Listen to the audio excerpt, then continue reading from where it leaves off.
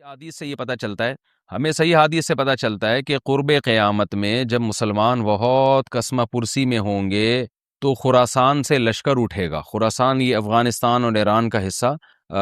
اس علاقے کو نبی صلی اللہ علیہ وسلم کے دور میں خراسان کہا جاتا ہے، جس میں قندھار بھی آتا ہے، ایران کا بھی حصہ آتا ہے اس میں۔ تو یہاں سے لشکر اٹھے گا، مجاہدین لڑیں گے، بہت بڑی تعداد میں دنیا میں جہاد ہوگا، کیونکہ مسلمان ظلم کی چکی میں پس کے تنگ آ چکے ہوں گے، اور لڑتے لڑتے حدیث میں آتا ہے اتنی بڑی بڑی لڑائیاں ہوں گی کہ 1/3 مسلمان شہید ہو جائیں گے اس میں، 1/3 مجاہدین جو لڑنے والے ہوں گے، اور 1/3 جو ہوں گے وہ میدان جنگ سے بھاگ جائیں گے، اور 1/3 کو اللہ فتح عطا فرمائے گا۔ تو جو 1/3 میدان جنگ سے بھاگ جائیں گے، نبی صلی اللہ علیہ وسلم نے فرمایا ان کی توبہ کبھی قبول نہیں ہوگی۔ جو 1/3 شہید ہو جائیں گے وہ افضل ترین شہداء ہوں گے اس وقت کے، اور 1/3 کو اللہ تعالیٰ غلبہ عطا فرمائیں گے۔ ایک واقعہ تو ہمیں قرب قیامت میں نبی صلی اللہ علیہ وسلم سے یہ ملتا ہے صحیح حدیث سے۔ دوسرا ہمیں یہ ملتا ہے کہ قرب قیامت ہی میں مسلمان کسمہ پرسی کا شکار ہوں گے، تو تلاش کریں گے حضرت مہدی کو، کیونکہ حضرت مہدی وہ شخصیت ہیں جن پہ تمام نیک لوگ جمع ہو جائیں گے اور وہ مسلمانوں کی میدان جنگ میں کمانڈ کریں گے، جہاد میں کمانڈ کریں گے۔ تو ان کو بیت اللہ میں تلاش کیا جائے گا، وہ رسول اللہ صلی اللہ علیہ وسلم کی اولاد میں ہوں گے، اور لوگ ان کو پہچان لیں گے، اہل اللہ پہچان کر ان کو اپنا امیر بنائیں گے، اور ان کی قیادت میں پھر لڑائی اور جہاد شروع ہوگا۔ اور یہ لڑائی جب دمشق میں لڑائی ہو رہی ہوگی تو دمشق میں عصر کی نماز کے وقت حضرت مہدی، میں نے جو یہ کہا کہ دمشق میں لڑائی ہو رہی ہوگی، مقصد یہ نہیں ہے کہ دمشق کوئی میدان جنگ بنا ہوا ہوگا، مقصد یہ ہے کہ وہ مجاہدین کا لشکر دمشق میں ہوگا عصر کی نماز کے وقت، لڑائی چاہے کسی اور میدان میں ہو رہی ہو، لیکن احادیث میں ہمیں دمشق کا تذکرہ ملتا ہے۔ تو دمشق میں حضرت شام کا تذکرہ ملتا ہے، اور جو قرائن ہمیں ملتے ہیں وہ دمشق کی ایک خاص مسجد ہے، وہ مسجد حضرت مفتی تقی عثمانی صاحب اور مفتی رفیع عثمانی صاحب نے اس کو ہائی لائٹ بھی کیا، لیکن وہ یقینی نہیں ہے، یہ خوب سمجھے، انہوں نے اس کا بھی تبصرہ کیا ہے کہ اس کے بارے میں کوئی یقین نہیں ہے۔ تو حضرت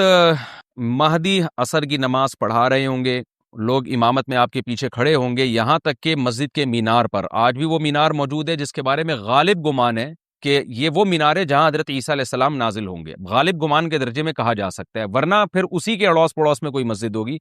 میرا اگر شام جانا ہوا تو انشاءاللہ میں ارادہ ہے کہ میں ولاگ میں اس مسجد کا بھی تذکرہ کروں گا، اس جگہ کا بھی تذکرہ کروں گا، لیکن میں پہلے یہ بات بتا دوں کہ وہ 100% یقینی نہیں ہے، ایسا نہ ہو کہ اس مسجد کے مینار پہ چڑھ کے لوگ جو ہے وہ اس کے کوئی مینار کو ہی چاٹنا شروع کر دیں تبرک کے طور پہ۔ تو عصر کی نماز کا ٹائم ہوگا، حضرت عیسیٰ ابن مریم علیہ الصلوۃ والسلام فرشتوں کے کندھوں پہ ہاتھ رکھ کے نیچے اتریں گے نماز کے ٹائم پہ، یعنی آسمان سے مینار تک آئیں گے، اور پھر مینار سے آپ کے لیے سیڑھیاں لگائی جائیں گی، سیڑھیوں کے ذریعے مینار سے نیچے اتریں گے، اور لوگ ان کو پہچان لیں گے۔ حضرت مہدی ان کو امامت کے لیے آگے کریں گے کہ آپ اللہ کے ایک پیغمبر ہیں، آپ نماز پڑھائیے، حضرت عیسیٰ علیہ السلام انہی کو آگے رکھیں گے، اور اس طرح کا مفہوم ہے حدیث میں کہ اللہ نے اس کام کے لیے آپ کو ہی منتخب کیا۔ کیا مطلب یہ امامت اس امت کا حق ہے؟ تو حضرت عیسیٰ ابن مریم علیہ الصلوۃ والسلام کا جو کام ہوگا وہ جہاد ہے، اور یہودیوں سے انتقام لینا، کیونکہ یہودیوں نے اپنے خیال میں حضرت عیسیٰ کو قتل کیا تھا، تو اللہ نے یہودیت ہی کے خاتمے کے لیے اور دجال کے خاتمے کے لیے عیسیٰ ابن مریم کو نازل کیا ہے۔ حضرت مہدی سے پہلے ہی دجال ظاہر ہو چکا ہوگا۔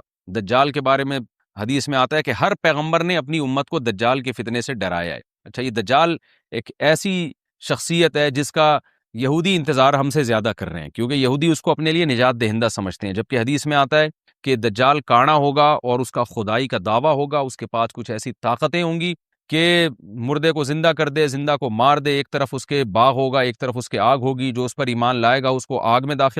باغ میں داخل کرے گا، اور جو اس پر ایمان نہیں لائے گا اس کو آگ میں داخل کرے گا۔ اور رسول اللہ صلی اللہ علیہ وسلم نے فرمایا اس کی جو آگ ہے حقیقت میں وہ جنت کا باغ ہوگا، اور اس کا جو باغ ہے حقیقت میں وہ جہنم کی آگ ہوگی۔ تو جو نبی کی باتوں پہ یقین کرتے ہیں وہ دجال کے فتنے سے محفوظ رہیں گے۔ اور حدیث میں سورہ کہف کی بھی تلاوت کا حکم ہے، جمعے کے دن جو کہف کی تلاوت کرتا ہے اللہ اس کو دجال کے فتنے سے محفوظ رکھتا ہے۔ اب آپ دیکھیں یہ سورہ کہف میں ہی قیامت کی علامات کا تذکرہ ہے نا، تو شاید اسی وجہ سے کیونکہ جو سورہ کہف پڑھتا رہے گا وہ یاجوج ماجوج کے واقعات بھی پڑھتا رہے گا اور اللہ کی قدرت کے واقعات بھی پڑھتا رہے گا، تو دجال کے فتنے سے اللہ اس کو اس برکت سے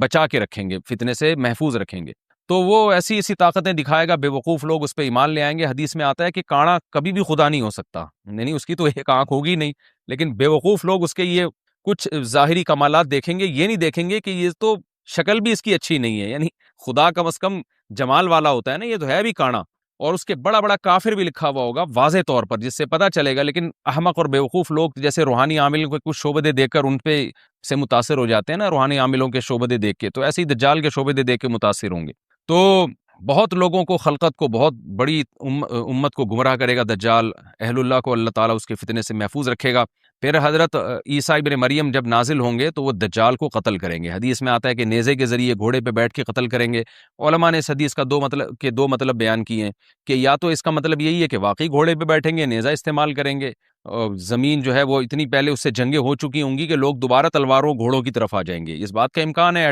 ہر ملک ایٹمی طاقت بن چکا ہے، تو اگر یہ ایٹم بم سارے ملک آپس میں چلا دیں تو ہم دوبارہ گدے گھوڑوں والی زندگی پر آ جائیں گے، ٹیکنالوجی ساری تباہ و برباد ہو جائے گی، انسان کی ترقی۔ تو اس بات کا بھی امکان ہے کہ کوئی اس سے پہلے ہو سکتا ہے کوئی ایسی جنگ عظیم ہو کہ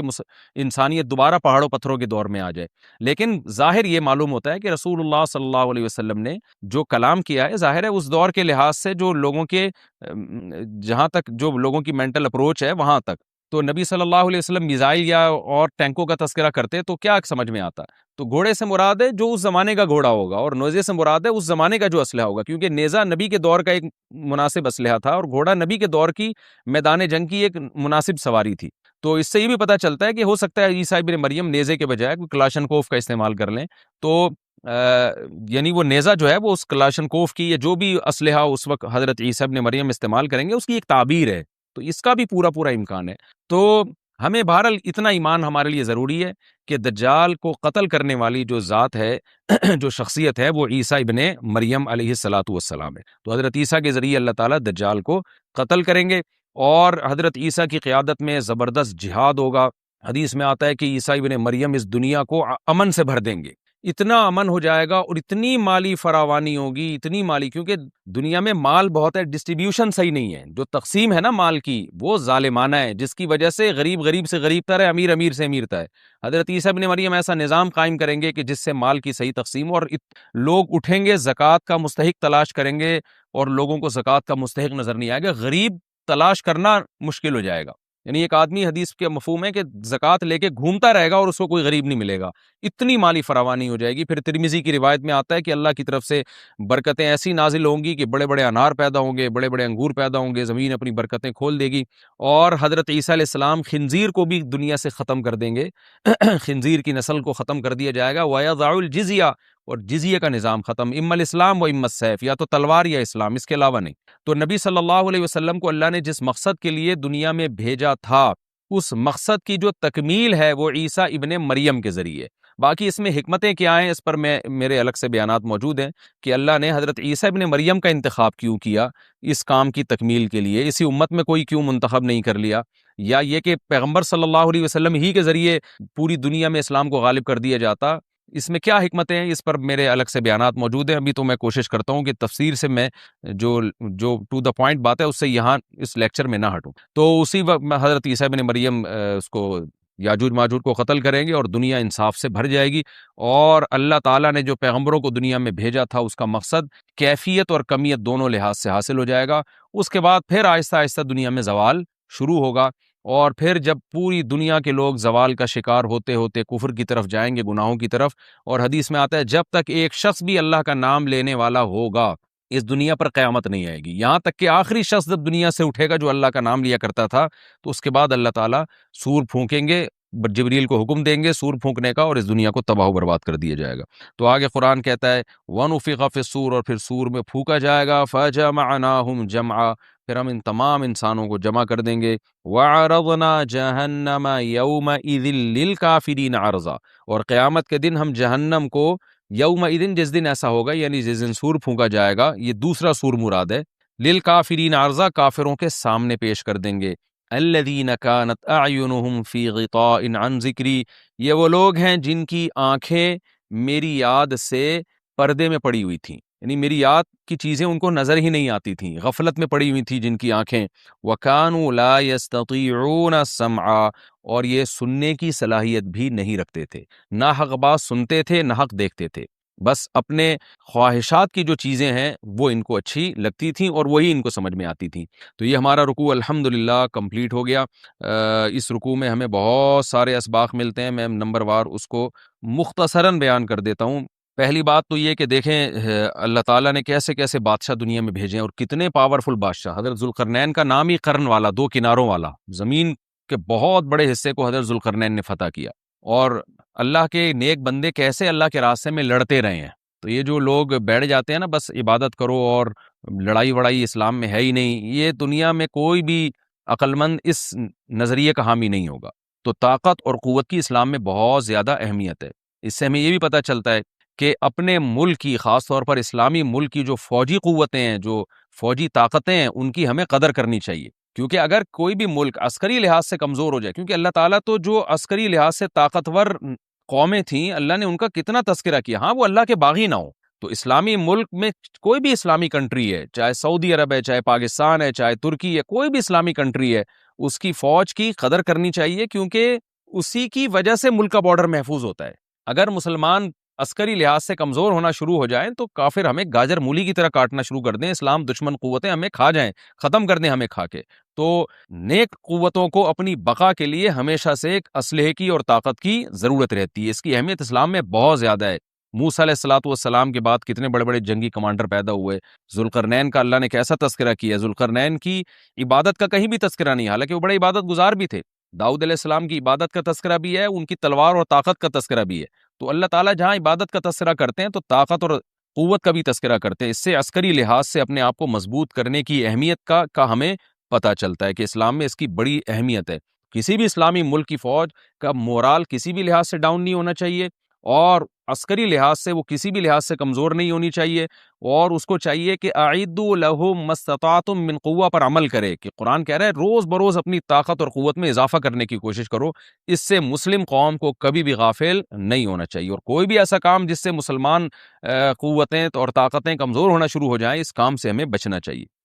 دوسری بات ہمیں یہ پتہ چلی کہ اللہ تعالیٰ نے اہل اسلام کے ذمے پوری دنیا کی ذمہ داری لگائی ہے، کسی ایک ملک کی نہیں۔ جتنے بھی پیغمبر آئے ہیں جب وہ دنیا فتح کرنا شروع کی ہے تو کہیں رکے نہیں ہیں وہ کہ بھئی یہاں تک، اس سے آگے نہیں جانا۔ ان کی صلاحیت ہی ختم ہو گئی ہو، وسائل ہی ختم ہو گئے ہوں تو الگ بات ہے۔ تو پوری دنیا ہے جس میں اللہ کے دین کو غالب کرنا ہے۔ اب اس کا طریقہ کیا ہوگا؟ ظاہر ہے جو جس زمانے میں سوٹیبل طریقہ ہو وہ اختیار کیا جائے گا۔ تو حضرت ذوالقرنین پہلے انتہائی مشرق کی طرف گئے ہیں، جہاں سورج نکلتا ہے، تو وہاں سے جہاں سے آبادی شروع ہو رہی ہے، اور ان کا خیال تھا کہ اب آگے آبادی نہیں ہے، تو پھر جا کے سٹاپ کیا ہے۔ مغرب میں بھی ایسے ہی، شمال میں بھی ایسے ہی۔ تو ہمیں جب دیکھتے ہیں کہ جب صحابہ کرام نے دنیا فتح کرنا شروع کی ہے تو ہمیں مسلمان کمانڈروں میں بھی ایسے واقعات ملتے ہیں کہ وہ علاقے فتح کرتے کرتے سمندر کے کنارے پہنچے، اور انہوں نے سمندر کو دیکھ کے کہا کہ تیرے آگے بھی آبادی ہوتی نا تو ہم اللہ کا کلمہ وہاں بھی بلند کرتے۔ تو یہ دور تھا مسلمانوں کا، اور یہ عیسیٰ ابن مریم دوبارہ پھر وہی کریں گے، پوری دنیا کو فتح کریں گے۔ تو حضرت ذوالقرنین کے اس واقعے سے پتہ چلتا ہے کہ پوری دنیا کی ذمہ داری اللہ نے ہمیشہ سے اہل اللہ پہ لگائی ہے، اور وہ پوری دنیا میں اللہ کے دین کو غالب کرنے کی کوشش میں ہمیشہ سے لگے رہے ہیں۔ تیسری بات ہمیں پتہ چلتی ہے کہ اسباب اور وسائل کی اہمیت۔ حضرت ذوالقرنین نے جب اتنا پہاڑوں کے بیچ میں اتنا یعنی لوہے کی پلیٹیں لگا کے، تانبا پگھلا کے آہنی دیوار بنائی ہے تو خوش ہوئے ہیں، ھذا رحمت من ربی، یہ میرے رب کی رحمت ہے۔ تبھی تو اللہ کا شکر ادا کیا نا، خوشی پہ شکر ادا کیا جاتا ہے۔ تو اس سے یہ بھی پتہ چلتا ہے کہ سائنس اور ٹیکنالوجی، دیکھیں یہ کام ٹیکنالوجی کے بغیر ممکن نہیں تھا۔ تبھی تو اس قوم نے کہا نا ذوالقرنین سے کہ ہم پیسے آپ کو دیں گے، لیکن ہمارے پاس وہ وسائل نہیں ہیں، وہ ٹیکنالوجی نہیں ہے ہمارے پاس۔ اور بظاہر ایسا لگتا ہے کہ ان کے پاس لوہا بھی تھا، تانبا بھی تھا، کیونکہ حضرت ذوالقرنین اب یہ تو نہیں ہے نا کہ زمین کے مشرق کی طرف دوبارہ لوہا جمع کرنے گئے ہوں، تو وہیں سے جو کچھ ہوگا نکالا ہوگا۔ تو وسائل اس قوم کے پاس تھے، ٹیکنالوجی نہیں تھی کہ اس لوہے کو اور اس تانبے کو پگھلا کے دونوں پہاڑوں کے بیچ میں پلیٹیں کیسے بنانی ہیں، اور ان کو کیسے ان کے بیچ میں تانبا کر کے کہانی دیوار بنائی ہے، یہ ٹیکنالوجی ان کے پاس نہیں تھی۔ تو اس سے ہمیں ٹیکنالوجی کی ویلیو کا بھی پتہ چلتا ہے۔ آج مسلمان اس میں بھی بہت پیچھے چلے جا رہے ہیں اور اس کو مذہب سمجھنا شروع کر دیا ہے، یہ بات بھی غلط ہے۔ حضرت ذوالقرنین نے اتنی طاقت اور قوت کا استعمال کیا، اور اتنے زبردست طریقے سے اس وقت جو بھی اس سوٹیبل ٹیکنالوجی تھی اس کا استعمال کر کے دو پہاڑوں کے بیچ کے راستے کو بند کر دیا، اور اس پہ خوشی منائی حضرت ذوالقرنین نے۔ یہ نہیں کہا کہ بھئی اس سے کچھ بھی نہیں ہوتا، اصل میں تو بس انسان کو چاہیے کہ وہ اللہ اللہ کیا کرے بیٹھ کے، اور یہ کیا اللہ سے بس مدد مانگو، اللہ ہی۔ یاجوج ماجوج کے بارے میں ان کو کہہ دیتے ہیں ذوالقرنین کہ تم سب رات کو تہجد میں اٹھ کے دعائیں مانگو، اللہ یاجوج ماجوج سے تمہیں بچا لے گا۔ نہ نہ نہ، حضرت ذوالقرنین نے کہا دعائیں بھی مانگو، یقیناً حکم دیا ہوگا دعائیں مانگنے کا، لیکن ہم پورے اسباب اور وسائل استعمال کریں گے، لوہے کی پلیٹیں بنائیں گے، تانبے کو پگھلائیں گے، اوپر چڑھائیں گے، اور اس طرح سے پوری مضبوط دیوار بنائیں گے۔ آج مسلمان ہاتھ پہ ہاتھ رکھ کے بیٹھ گیا ہے، اور وظیفوں میں اور جو ہے بس وہ چند صبح و شام کے وظیفے پڑھ کے وہ سمجھتا ہے کہ ساری دنیا کے سارے مسائل کا حل اس سے ہو جائے گا۔ ایسا نہیں ہے، آپ کو بہت زیادہ ترقی کرنی ہے، بہت زیادہ اسباب و وسائل میں آپ کو غیر مسلموں سے آگے نکلنا ہے، جیسے کہ قرون اونا کے اولا کا مسلمان نکلا تھا، تبھی اللہ نے اس کے لیے دنیا میں فتوحات کے دروازے کھولے تھے۔ تو اللہ ہمارے لیے فتوحات کے دروازے جبھی کھولے گا جب ہم عبادت کے ساتھ ساتھ سائنس اور ٹیکنالوجی کے میدان میں بھی آگے بڑھنے کی کوشش کریں۔ اور ہمیں قرب قیامت کی علامتیں بھی اس رکوع میں پتہ چلتی ہیں۔ ہمارا